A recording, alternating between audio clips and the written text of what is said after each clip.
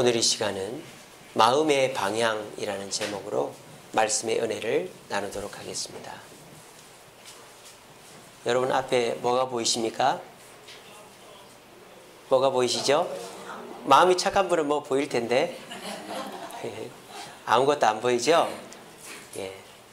지금 이 새카만 마음이 바로 오늘 시편을 쓴 119편 저자의 마음입니다. 제가 이 시편 말씀 여러 번 읽었지만 특별히 새롭게 다가온 부분이 있어요. 여러분 105절 보시면 우리 잘 아는 말씀이죠. 암송도 많이 하고 주의 말씀은 내 발의 등이요 내 길의 빛이니이다. 얼마나 좋은 말씀입니까? 주님의 말씀이 내 발 앞도 비춰주시고 내가 가는 길도 비춰주신다. 잘 아는 말씀이고 이 말씀을 우리는 항상 좋게만 읽었습니다. 그래서 그래 주님 말씀을 빛과 등으로 삼아야지 했는데 제가 이 말씀을 다시 읽으면서 이 글을 쓴 저자는 지금 이것과 똑같이 너무 캄캄하고 어둡고 막막한 터널과 같은 곳을 지나고 있구나 하는 느낌을 받았어요. 왜? 자기 삶에 등불과 빛이 필요한 것은 지금 자기 삶이 어떻다는 뜻입니까? 어둡다는 뜻이잖아요. 그래서 이 시편 기자는 너무너무 자기 삶이 어둡고 막막해서 하나님의 말씀을 빛과 등으로 삼고 있는 겁니다. 아니 목사님 그걸 어떻게 합니까? 오늘 저와 여러분들이 읽은 105절에서 112절을 다 보세요. 계속적으로 이 시편 기자가 위기와 막막함에 있다는 게 나와요. 107절 한번 볼까요? 나는 뭐가 매우 심하다? 고난이 매우 심하다 그랬어요. 109절 한번 볼까요? 나에게는 위기가 있대요. 그 고난이 어떤 위기라고 말하고 있습니까? 109절에 생명의 위기라고 그랬어요. 그러면 이 사람의 생명을 빼앗으려고 하는 사람들이 누굽니까? 110절에 보세요. 누구라고 되어 있죠? 악인들이라고 되어 있어요. 어떻습니까? 이 사람은 단순히 그냥 자기가 뭐 몰라서 궁금해서 등과 빛이 필요한 게 아닙니다. 이 사람은 지금 극심한 고난을 당하고 있어요. 그 극심한 고난은 생명의 위협을 느낄 정도의 고난이에요. 그것도 자기가 잘못해서 그런 게 아니라 자기에게 무슨 문제가 있어서 그런 게 아니라 나는 아무 잘못이 없는데 악인들이 올무를 놓아놓고 걸리기만을 바라가 있기 때문에 이 사람은 지금 어두컴컴하고 막막한 앞이 보이지 않는 생명의 위기를 경험하고 있다라는 것입니다. 그래서 제가 이 말씀을 다시 읽으면서 그런 관점으로 다시 이 말씀을 보니까 이 사람에게 있어서 말씀이라는 것이 얼마나 절박한 것인가 하는 것을 깨닫게 되었습니다. 오늘 이 자리에 계신 분들은 오늘 이 설교 말씀을 어떤 비중, 어떤 가치로 듣고 계십니까? 그냥 교회 왔으니까 들어야지. 그냥 좋은 말씀이니까 들어야지. 이렇게 생각하는 분들도 계시겠지만 오늘 이 시편 기자처럼 여기 화면에 나와 있는 것처럼 아무것도 보이지 않고 막막하고 극심한 고난이 생명을 위협하고 특별히 악인들이 올무를 어디다 놓았는지를 모르지만 놓아놓고 기다리는 이 형국에서 내가 말씀 아니고서는 살아갈 방법이 없겠다라고 생각하는 분들도 계실 거예요. 오늘 이 시편 기자는 나는 지금 말씀 아니고는 살아갈 방법이 없다라고 고백하는 것입니다. 오늘 이 자리에 계신 저와 여러분들도 이 말씀을 들으실 때 혹여나 이 시편 기자처럼 앞이 보이지 않고 어디에 문제가 있을지 모르는 막막한 가운데 살아가고 계시다면 말씀이 나를 빛과 등으로 인도하여 악인의 괴계와 고난과 생명의 위협에서 건져낼 수 있다는 사실을 믿으시는 저와 여러분 되기를 간절히 바랍니다. 자, 그렇다면은 이 사람은 지금 칠흑 같은 어두움 속에서 원수들에 의한 극심한 고난을 당하면서 생명의 위기를 겪고 있는데 이것을 극복하는 방법이 말씀이다. 그런데 우리가 상식적으로 생각할 때 내 삶 속에 있는 문제들, 예를 들자면 뭐 사업의 문제, 물질의 문제, 건강의 문제, 자녀의 문제, 또 개인적인 여러 가지 문제들이 어떻게 이 성경 말씀으로 해결될 수 있단 말인가 라고 생각하는 분들이 많이 계실 겁니다. 그렇죠. 교회를 안 다니시는 분들이나 교회를 오신 지 얼마 안 된 분들이나 교회를 5년, 10년, 20년 다녀도 말씀 속에서 말씀의 지혜를 가지고 문제를 해결해 본 경험이 없는 분들은 오늘 말씀이 하나도 이해가 안 될 거예요. 하지만 어려움이 있을 때 말씀을 듣고 그 말씀대로 실천해보고, 어려움이 있을 때 성경을 읽고 지혜를 발견하여 그 성경 말씀대로 실천해본 분들은 오늘 이 말씀이 납득이 될 것입니다. 제가 작년 가을에 대신방을 하는데 어떤 남자 집사님을 신방했습니다. 같이 식사를 하는데 집사님 그러더라고요. 목사님, 저는 요즘 성경을 쓰고 있습니다. 그러더라고요. 깜짝 놀랐습니다. 보통 우리 권사님들 많이 쓰시잖아요. 근데 남자 집사님이 성경을 쓰고 계시대요. 어떻게 성경을 쓰고 계십니까? 제가 요번만 쓰는 게 아니라 옛날에도 썼습니다. 뭐 그러시는 거예요. 그러면서 하시는 말씀. 이렇게 말씀을 쓰면서 내가 은혜를 받았기 때문에 나는 이 말씀 쓰는 것을 이제 재미있게 한다라고 그러시더라고요. 이처럼 내 삶의 문제가, 위기가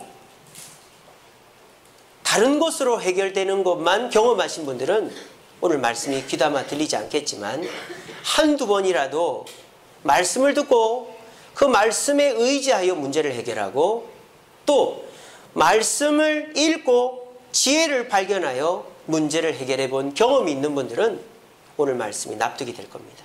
부디 말씀으로 자기의 문제를 해결해 본 경험이 한 번도 없는 분들이라 할지라도 오늘 설교를 잘 들어서 말씀으로 내 삶의 문제를 해결하는 시도를 하심으로 여러분들의 생명의 위협까지 느껴지는 극심한 고난을 말씀으로 해결하는 경험을 할 수 있는 저와 여러분 되기를 간절히 바랍니다.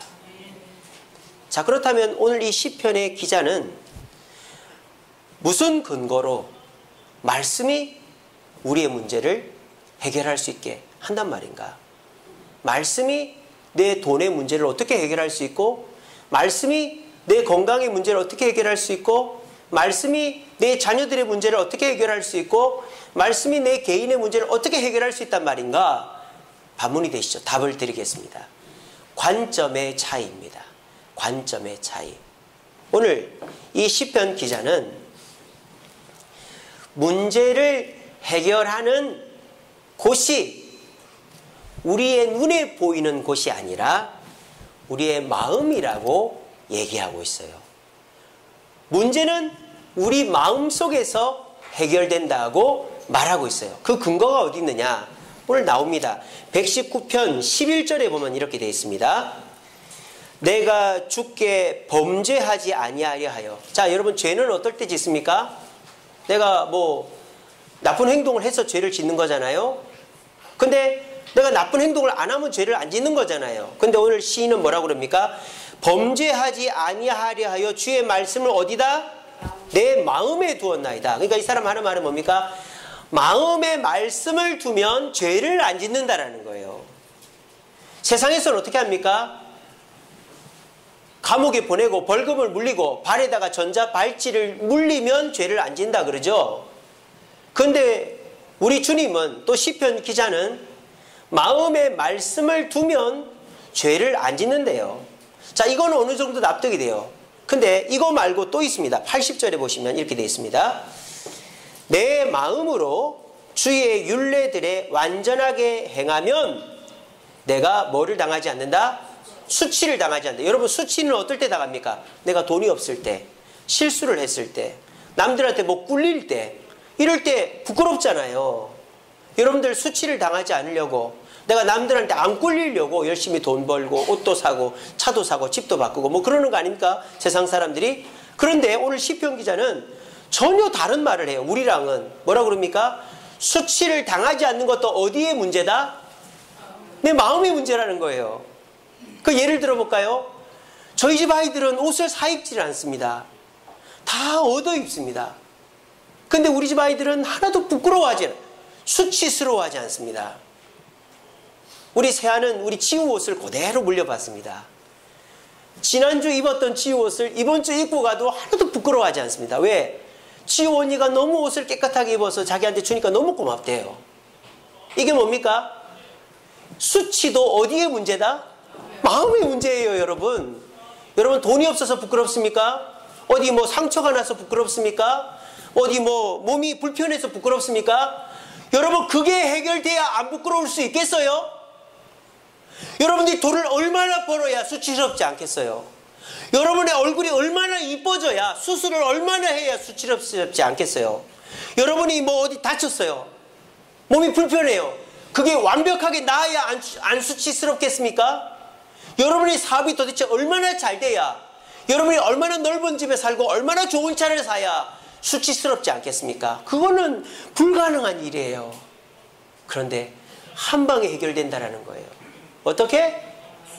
내 마음이 바뀌면 된다라는 거예요. 이제는 좀 납득이 되십니까?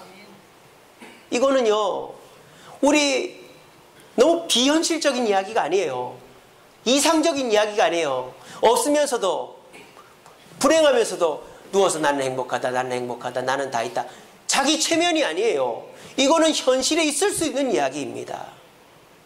저와 여러분들이 내 삶에 있는 문제, 칠흑같이 어둡고 막막하고 내가 너무 힘들어서 죽을 것 같고 나를 미워하는 사람들이 어디다 어떤 함정을 파놨는지 몰라서 매일매일 두려워가지고 떨면서 살아가는 여러분들이라 할지라도 그 문제를 한 방에 해결할 수 있는 길이 있단 말입니다. 그것이 뭡니까? 우리 마음에서 그 문제를 해결하면 된다는 거예요. 근데 여기에서 마음의 문제를 해결할 수 있는 방법을 아는 분들이 계십니까? 우리 옛날 속담에 그런 거 있죠? 10길 물속은 알아도 한 길 사람 속은 모른다 그랬어요. 이게 우리 조상들의 지혜죠. 10길 물속은 알아도, 우리 이 마음이 얼마나 길면 얼마나 깁니까, 이 속이. 근데 이 마음을 모르는 건, 남의 마음은 고사하고 내 마음도 모르는 거예요. 안 그래요? 여러분들이 교회 올 때 마음하고 집에 갈 때 마음은 다르잖아요. 교회 올 때는 가기 싫다, 오늘 날씨가 왜 이렇게 덥냐, 막 그러다가도 예배 드리고 은혜 받고 가면은 그래 교회 가길. 사람 마음도요 얼마나 요상한지 몰라요. 사람이 얼마나 참 부족한 존재인 줄 아십니까? 여러분 요번 한 주간 동안 감기 몸살로 엄청 고생하셨죠? 저도 목감기가 와가지고 엄청 고생했어요. 근데 그게 왜 그랬습니까? 지지난주에 날씨가 흐리고 비가 와서 그런 거 아니에요. 사람이 그렇게 약한 존재입니다. 날이 좋다가 일주일 동안 날이 흐리고 비가 오고 막 기온이 떨어지니까 사람이 금방 감기가 걸리는 거예요. 사람이 그렇게 대단하고 위대하다 그래도 사람은 그만큼 나약한 존재입니다. 그런데 우리가 우리 마음을 어떻게 해결할 수 있다고요? 해결할 수가 없어요. 근데 오늘 성경은 말합니다. 우리 마음의 문제를 해결할 수 있는 유일한 방법이 무엇이다? 말씀이라고 말하는 거예요. 여러분 이것을 오늘 시간에 굳게 믿으시는 저와 여러분 되기를 바랍니다. 저는 이것을 굳게 믿습니다. 제가요 괜히 마음에 두려움이 올 때가 있어요. 아무 문제가 없는데 다 잘 되고 있는데 괜히 막 마음이 두렵고 막 두근두근 할 때가 있어요. 그럴 때마다 제가 암송하는 말씀, 아무것도 두려워하지 말라. 또 이사야 말씀에 놀라지 말라. 두려움, 물 가운데 있어도 내가 너와 함께하고 불 가운데 있어도 내가 너와 함께. 그런 말씀을 딱 암송을 하면 그 두려움이 싹 떠나가요. 한번 해보세요. 그리고 여러분 마음에 괜히 갑작스럽게 우울해지고 두려움이 오죠. 한번 그렇게 해보세요. 나사렛 예수 이름을 명하니 내 마음을 우울하게 만드는 이 마귀가 물러가라 해보세요. 당장 물러갑니다. 여러분 우리 마음속에 일어나는 문제들은 내가 돈이 없어서 건강하지 못해서 또 여러 가지 문제가 있어서 우리 마음이 우울해지기도 하지만 마귀가 그 우울함, 답답함 심어주는 거예요. 그거를 물리칠 수 있는 방법이 어디 있습니까? 내 마음을 열어볼 수도 없고 내 마음에 들어갈 수도 없는 거 아니겠어요? 근데 내 마음에 들어와 계신 분이 계시다잖아요. 그분은 우리 하나님이시잖아요. 근데 그분이 우리의 마음에 역사하려면 뭐가 필요하다? 말씀이 필요하다잖아요. 그래서 우리가 그 말씀을 암송하고 묵상할 때 우리 마음은 안정되어지고, 마음이 안정되어지면 어떻게 됩니까? 우리 몸의 문제, 우리 환경의 문제, 눈에 보이는 문제도 해결되게 되어 있다는 것이 오늘 말씀의 핵심인 것입니다. 오늘 말씀대로 내 마음의 문제, 이 어려움, 주님의 말씀에 의지함으로 저와 여러분들이 1주, 2주, 한 달, 2달 지났을 때에 내 삶의 문제가 해결되어지는 축복을 누리고 앞으로 그 경험을 바탕으로 내 마음의 문제는, 내 삶의 문제는 마음의 문제라는 것을 기억하고 언제나 하나님의 말씀을 묵상하고 말씀을 의지하여 우리의 마음을 다스림으로 삶을 해결할 수 있는 저와 여러분 되기를 간절히 바랍니다. 우리 이 말씀 한번 읽어봅시다. 시작. 모든 지킬 만한 것 중에 더욱 내 마음을 지키라. 생명의 근원이 이에서 남이라. 예. 그러니까 오늘 시편 기자만 그렇게 말하는 게 아니에요. 솔로몬도 이렇게 말을 했잖아요. 마음을 지켜야 된다. 왜? 우리 생명의 근원이 마음에 있기 때문이다. 근데 우리가 이 말씀만 압니다. 암송합니다. 근데요, 이 말씀 앞에 있는 말씀을 우리는 잘 몰라요. 이 말씀 앞에 무슨 말씀이 있는지 아십니까? 이 말씀이 있습니다. 같이 읽어봅시다. 시작. 내 아들아, 내가 말하는 것에 내 귀를 기울이라. 내 마음속에 지키라. 그것은 얻는 자에게 생명이 되어 그의 온 육체의 건강이 됨이니라. 여기서 내가 말하는 것은 뭘까요? 말씀을 말하는 거예요. 말씀을 어떻게 해라? 말씀으로 뭘 해라? 마음을 지키래요. 말씀으로 마음을 지켰는데 어떻게 된다? 육체의 건강이 된다 그래요. 오늘 시편의 말씀과 똑같죠. 말씀이 내 육체의 건강도, 내 물질의 문제도, 가정의 문제도, 사업의 문제도 다 해결해 준다라고 오늘 말씀은 잠언에서도 우리에게 얘기하고 있는 것입니다. 이 정도 되면 말씀이 우리 현실의 문제도 해결해 준다라는 것이 명확하지 않겠습니까? 물론 성경을 믿지 않는 분들이야 제가 더 이상 말할 것이 없겠지만 성경 말씀이 하나님의 말씀이라고 믿는다면 오늘 본문에서도 얘기했고 잠언에서도 얘기했다면 우리가 이렇게 해볼 만하지 않겠습니까?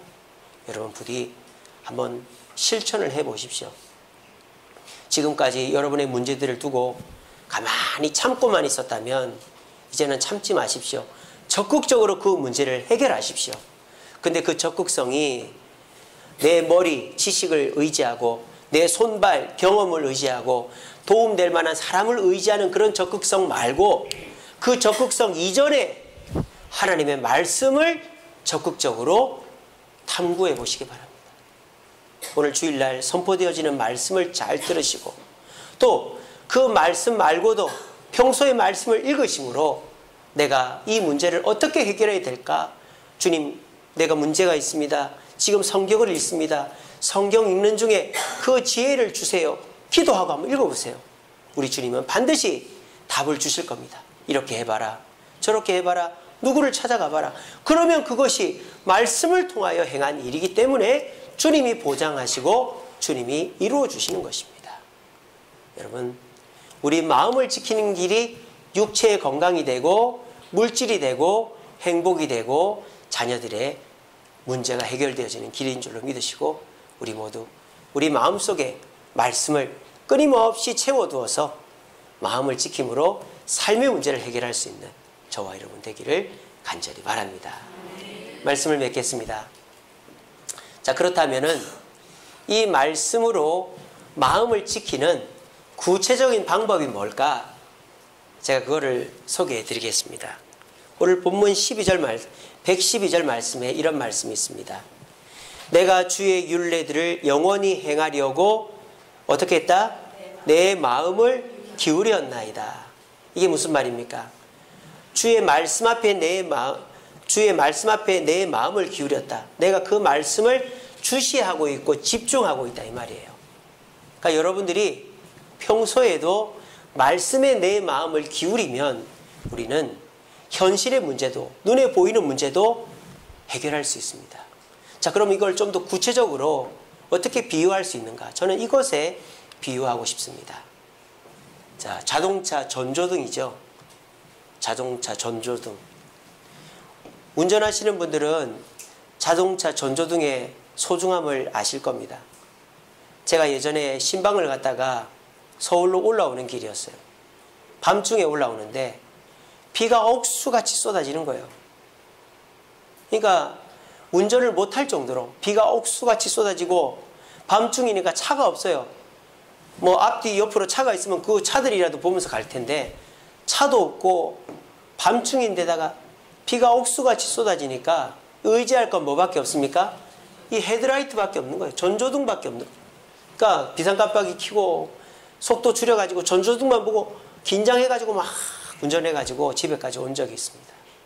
그때서야 전조등이 참 소중하구나 하는 것을 깨달았어요. 도시에서 운전할 때에는 헤드라이트 안 켜도 돼요. 뭐 다른 차들도 있고 워낙 밝으니까. 근데 시골길 가면요, 없으면 큰일 납니다. 그래서 자동차 검사 받으러 가면 전조등 나가 있는 경우들이 있죠. 그러면 통과를 안 시켜주잖아요. 그래서 저는 말씀이 우리의 전조등과 같다고 생각합니다. 그래서 여러분들이 말씀의 전조등을 볼 때 어떻게 봐야 되느냐. 첫 번째로는 말씀의 전조등을 점검해야 됩니다. 제가 며칠 전에 깜짝 놀란 일이 있어요. 우리 교회차 헤드라이트 하나가 지금 나가 있습니다. 그거 제가 며칠 전에 알았어요. 어떻게 알았냐면은 이렇게 이제 새벽 기도하려고 이렇게 차를 빼 나오는데 헤드라이트를 켰는데 앞차에 비치는데 한쪽만 들어오고 한쪽이 안 들어오는 거예요. 만약에 이런 걸 가지고 또 밤중에 비 올 때 운전했으면 큰일 났을 거예요. 마찬가지입니다.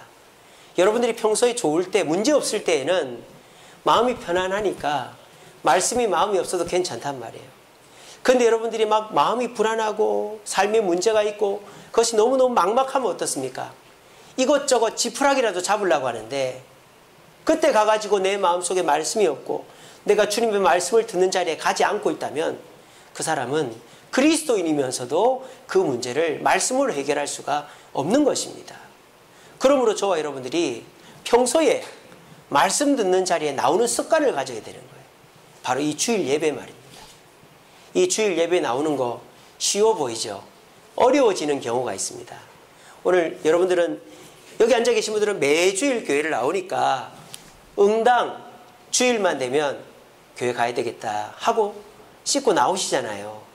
근데 주일 예배 나오는 것이요, 엄청 힘든 사람이 있습니다. 누군 줄 아십니까? 한 주 빠진 사람. 어제 우리 새벽기도, 우리 새소식반 주일학교 설교가 한 번만이에요. 한 번 빠지면 두 번째 나오는 게 얼마나 힘든지 아세요? 두 번 빠지면 세 번째는 거의 못 나옵니다. 그러니까 여기서 지금 주일 지키는 게 힘든 분들은 주일날 그냥 아예 주일은 나가는 날이다 생각을 하고 해야 되는데 그렇지 못한 분들은 주일 오는 게 너무너무 힘든 것이죠. 새벽기도도 마찬가지고요. 새벽기도를 그냥 매주 나가야 되겠다 이러면 힘들지 않아요. 근데 어쩌다 한 번씩 나가려면 새벽기도 나가는 게 그렇게 힘든 거예요. 마찬가지입니다. 여러분들이 이 주일 예배를 그냥 나는 주일이면은 세상 반쪽이나도 나간다. 그러면 주일 예배 나오는 게 하나도 안 힘듭니다. 근데 이 예배를 내가 사정이 있을 때마다 빠져버리면 우리는 예배만 나가려고 그러면 이 핑계 저 핑계가 막 마음속에서 들고 일어나면서 못 나오는 거예요. 우리가 이 주일을 성수하고 있는지 매주일 지키고 있는지 점검해 봐야 돼요. 그리고 평소에 말씀 읽는 습관을 가져야 됩니다. 이것도 똑같아요. 내가 무슨 문제가 있어서 성경을 읽으려고 한다? 성경 자체를 못 찾는 사람들이 많아요. 내가 성경 어디다 뒀지 이러는 분들이 많아요. 왜? 주일날 성경 안 갖고 오니까. 가지고 오시는 분들 많지 않죠. 교회에다 놓고 가시는 분들도 많아요. 가방을 들고 다니는 분들은 이제 갖고 오는데 그냥 오시는 분들은 안 갖고 와요. 그러니까 집에 성경이 어디 있는지도 모르는 분들 계실걸요, 여기 아마. 그래서 내가 성경으로 좀 문제를 성경이 어디 있죠? 이렇게 되는 거죠. 저와 여러분들이 내 이 절박함을 해결할 수 있는 유일한 방법이 말씀이라고 생각한다면 평소에 그 말씀을 가까이 하시기 바랍니다. 내가 말씀 듣는 자리에 나오는 거, 말씀 읽는 것을 내가 규칙적으로 성실하게 하고 있는지를 점검하셔야 어려운 일이 생겼을 때 그 문제를 즉각적으로 해결할 수 있는 것입니다. 우리 교회 여기 옆에 보면 소방서 있죠. 맨날 소방차 출동합니다. 불이 나서 출동하는 게 아니라 갑작스럽게 출동하라 하면은 자연스럽게 출동하려고 출동 연습을 맨날 하는 거예요. 그리고 어린이 대공원 요즘 휴일만 되면은 차가 그 갓길로 쫙 대져 있습니다. 근데 못 대게 하는 데가 있어요. 어디를 못 대게 하는 줄 아세요? 소방차 나가는 데는 갓길에 차를 못 대게 해놓습니다. 왜? 소방차 못 나갈까 봐. 이게 뭡니까? 평소에 문제 생길 것을 대비해서 준비를 해놔야 그 문제는 해결할 수 있는 거예요. 내 현실의 문제도 말씀으로 해결할 수 있다면 여러분들은 그 말씀 듣는 자리, 말씀 읽는 습관을 가져야만 우리의 문제를 해결할 수 있다는 것입니다. 오늘 이 시간 이 말씀 꼭 기억하시고 이 주일은 내가 어떤 일이 있더라도 빠지지 않는다. 그것이 주일을 편하게 지킬 수 있는 방법이다. 여러분들 주변 사람들이요 한두 주 빠졌어. 그러면 그 다음번에도 너 전에도 빠졌잖아. 같이 가자. 이러면 뭐라고 얘기하실 거예요? 할 말이 없잖아요. 주일은 목숨과 같이 지킨다. 그리고 성경 말씀은 어떻게? 우리가 옆에다 두고 계속적으로 내가 읽는다. 그래서 시계 보듯 한다. 제가 그랬잖아요. 시계 보듯 한다. 그렇게 하실 때 여러분들의 삶에 급작스러운 문제가 생겼을 때 마음 다치지 않고 여러분의 현실을 해결하게 될 줄로 믿으시기를 바랍니다. 두 번째로 우리가 어떻게 해야 말씀에 내 마음을 기울일 수 있느냐. 말씀을 주시해야 됩니다. 우리가 비가 옥수같이 쏟아지고 깜깜할 때 운전하면 어떻게 해야 됩니까? 딴청 피우면서 운전하면 큰일 나죠. 전조등만 보고 가야 되는 거예요. 마찬가지입니다. 여러분들이 진짜 주님의 말씀으로 문제를 해결하기를 원하신다면 1차적으로 주님 말씀을 주시하시기 바랍니다. 여러 옵션들 중에서 하나로 주님 말씀을 두면 안 돼요. 여러분이 1차적으로 주님 말씀을 거쳐서 다른 옵션들을 선택해야지 여러 옵션들 중에서 말씀을 하나로 놓아버리면 우리 주님은 여러분들의 뜻대로 역사하시지 않습니다. 우리가 내비게이션도 보고 옆에도 보고 사람도 보고 하다 보면 꽝 부딪히는 것이죠. 옆으로 나가버리는 것이죠. 비가 옥수가 쏟아지고 날이 어두우면. 우리도 마찬가지입니다. 주님 말씀에 의지해서 내 마음을 다스리고 문제를 해결하겠다 하면 1차적으로는 말씀만 바라보고 그 말씀이 보이는 대로 가야 되는 것이죠. 그런데 우리는 어떻습니까? 말씀을 듣습니다.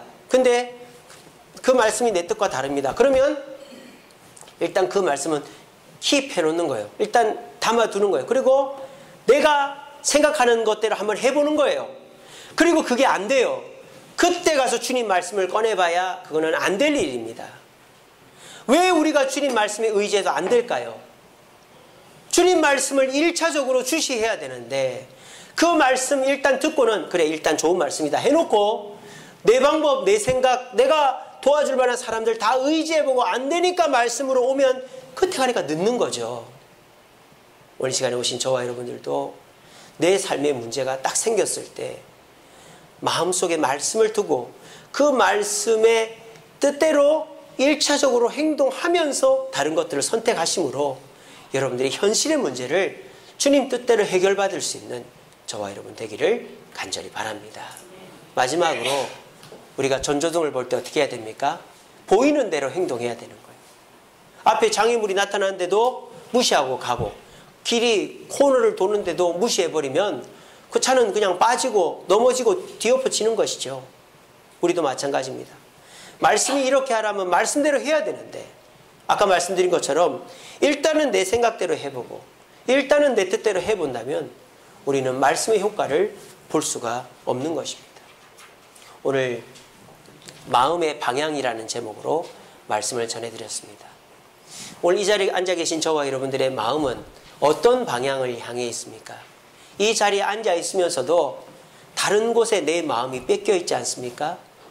내가 해결하지 못한 일들, 내 속에 있는 문제들, 고민들, 걱정들, 또 누군가에 대한 미움과 불평과 원망과 시기들, 그런 것들로 내 마음이 뺏겨 있으면 우리는 이 자리에서 은혜도 받을 수 없고 그리고 내 문제는 해결할 수가 없는 것입니다.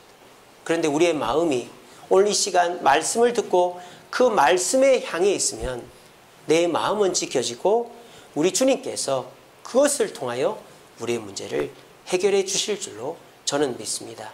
저는 그렇게 살고 있습니다. 남들이 볼 때 어리석어 보입니다. 그렇게 해가지고 문제가 해결이 되겠어? 라고 하지만 저는 문제가 있을 때마다 말씀을 읽고 마음을 차분하게 합니다. 그러면 그 문제가 해결이 됩니다. 여러분, 마음 급하다고 해결되는 일 없습니다. 마음 급하다고 해결되는 일 없어요. 내가 마음이 급해서 발을 동동 굴러도 그 문제는 빨리 해결이 안 되고, 내가 마음 느긋하게 있는다고 해도 그 문제가 늦게 해결되는 거 아니더라고요. 제가 주일마다 예전에는 그랬습니다. 아, 누구 안 오면 어떡하지? 누구 안 오면 어떡하지? 오늘 주일날 성도님들 많이 안 오면 어떡하지? 또 지난 금요일부터 월요일까지 연휴잖아요. 아, 우리 성도님들 놀러 가시면 어떡하지? 예전에는 그랬어요. 마음이 막 불안불안해요. 주일날 그래서 막 일부러 막 7시에 나오고 막 불안해가지고 오늘 주일날 사람들이 많이 못 올까봐. 그런데 요즘은요, 하나님께 그 마음을 맡기고 나니까 얼마나 마음이 편한지 몰라요. 그리고요, 또 중요한 것은 뭔지 아세요? 내가 불안해 한다고 해서 안 나올 사람이 나오는 것도 아니고, 내가 안 불안해 한다고 해서 나올 사람이 안 나오는 것도 아니더라고요. 그러니까 결국은 나는 마음을 편안하게 하는 게 장땡이더라고요.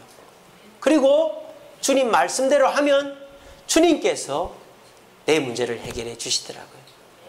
혹여나 지금 해결되지 않는 문제들로 마음도 불안하고 삶도 막막하고 아까 시커먼 화면처럼 그런 분들 계십니까? 여러분들이 불안해한다고 그 문제 해결될 것도 아닙니다. 또 그 문제 잊어버리고 있다고 해서 그 문제 계속 그렇게 갈 것도 아닙니다. 마음을 다스리면 됩니다. 우리 마음, 한길 마음은 아무도 몰라요. 어떻게? 말씀을 마음에 두고 말씀에 내 마음을 기울이면 우리 마음은 평안을 얻고 해결될 수 있습니다. 이것은 진리입니다. 저는 이것을 날마다 체험하면서 삽니다. 부디 오늘 이 말씀을 가슴에 새기시고 내일부터 있을 불안한 현실 속에서 말씀에 내 마음을 기울임으로 현실의 문제가 마음이 다스려져서 해결되어지는 축복을 누리는 저와 여러분 되기를 간절히 바랍니다.